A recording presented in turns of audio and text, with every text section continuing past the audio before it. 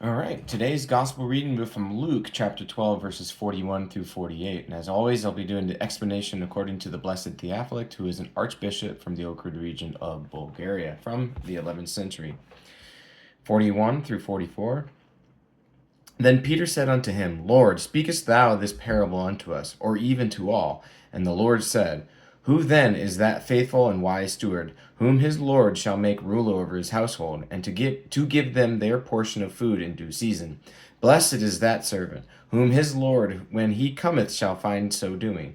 Of a truth I say unto you, that he will make him ruler over all that he hath.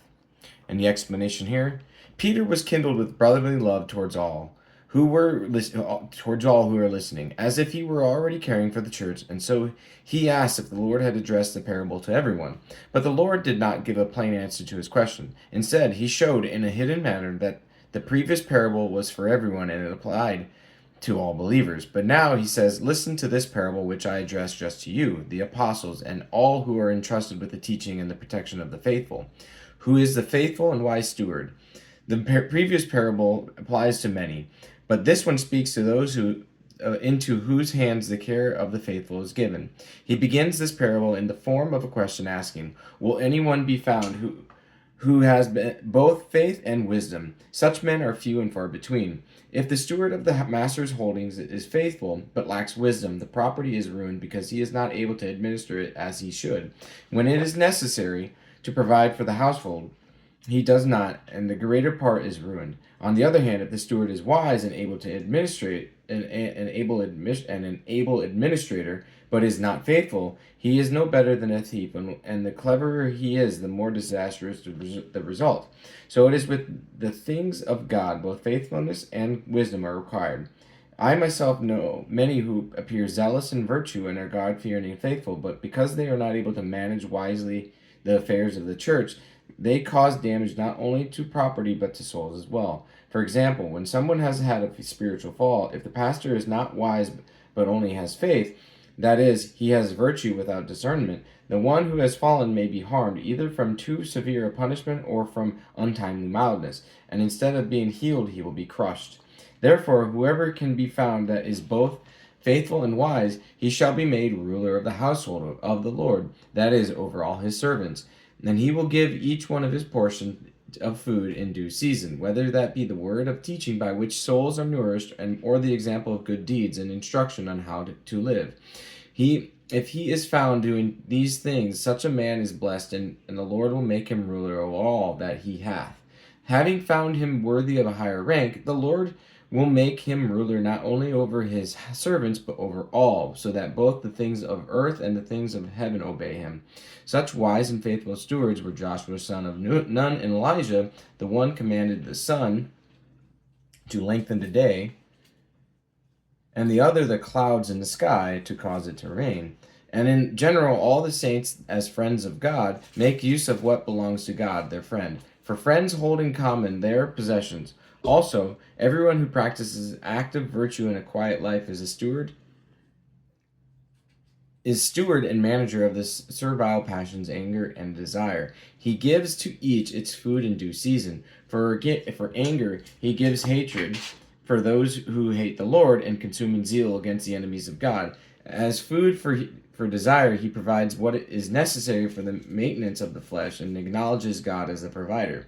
Therefore, everyone who does this is blessed, and indeed will attain even the vision of God, and will be made ruler over all that the Lord has. For he whose mind has attained to the vision of God is worthy to see and to oversee not only particular things in time, but also that which exists universally, namely the eternal things.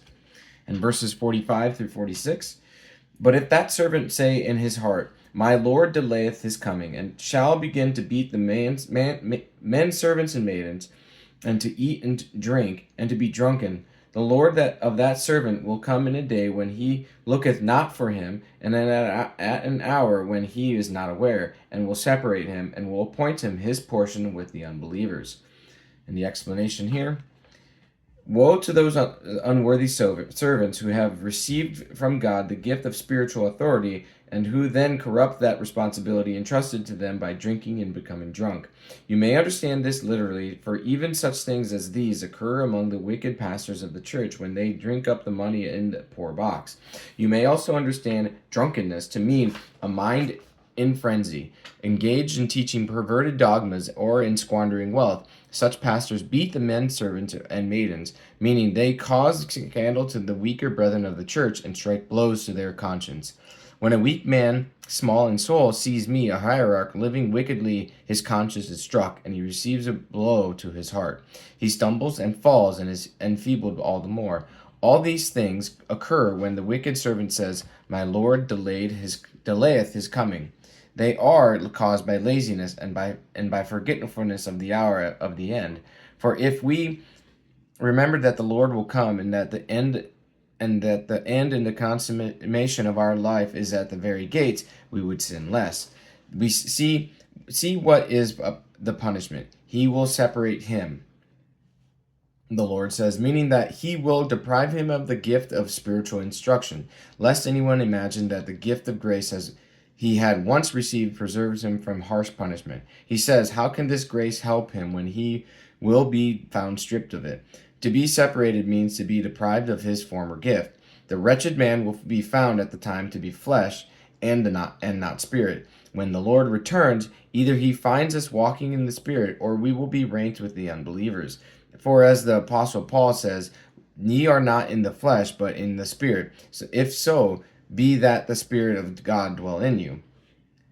He who does not walk in the Spirit, but is in the flesh, and is found to have no share in spiritual life, will be ranked with the unbelievers. That is, he will be condemned along with the world which he did not believe, and he will receive no benefit from the faith which he seemed to have. For true faith was not in him. If true faith had been in him, he would have been a faithful servant. But his drunkenness and the ruin brought up by him upon his master's belongings show that he lacked the true faithfulness which is required of stewards.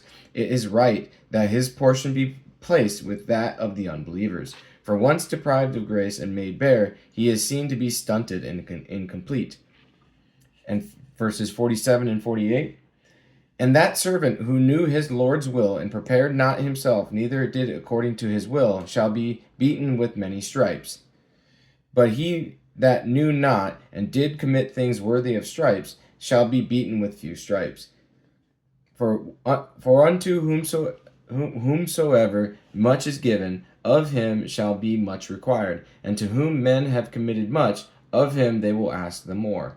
Here the Lord reveals to us something in the explanation. Here the Lord reveals to us something even more frightening. Such a man who is stripped of grace not only is not saved from punishment by his former gift, but his high rank in and of itself will become the cause of even greater condemnation. For the greater the knowledge he had when he sinned, the greater the punishment he brings upon himself. The Lord makes this clear in the words which follow. Unto whom much is given, he says, of him shall be much required, and to whom men have committed much, of him they will ask the more. In these words, he refers to the greater punishment to which the teachers are liable. To them, some things are given outright, while other things are committed. That is, deposited with them to be called for a later date. For example, the gift of working wonders and healing the sick is given to them outright, but the gift of the word and the teaching is only committed and deposited with them. The Lord says of those who have been given much, that only as much and not more will be required. On the other hand, the Lord says of those whom much has been committed and deposited, that even more will be required. For the gift of the word must indeed be worked and cultivated like a piece of farmland that has been let out. That is why more is demanded of the teacher. He must not be idle, but instead must increase the talent of the word. You should understand to whom men have committed much to mean to whom men have lent much.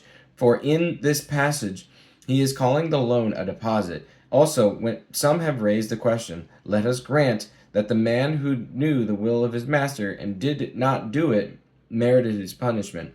But why was there punishment for the man who did not know the master's will? He too was punished because he was able to learn the will of the master, but did not want to do so. Because of his laziness, he was the cause of his own ignorance, and deserves punishment for this very reason. That of his own will he did not learn. Brothers, let us tremble with fear. Even if he who knows nothing deserves to be beaten, what excuse will deliver those who are brimming with knowledge, especially those who are teachers? Their condemnation will be even more severe.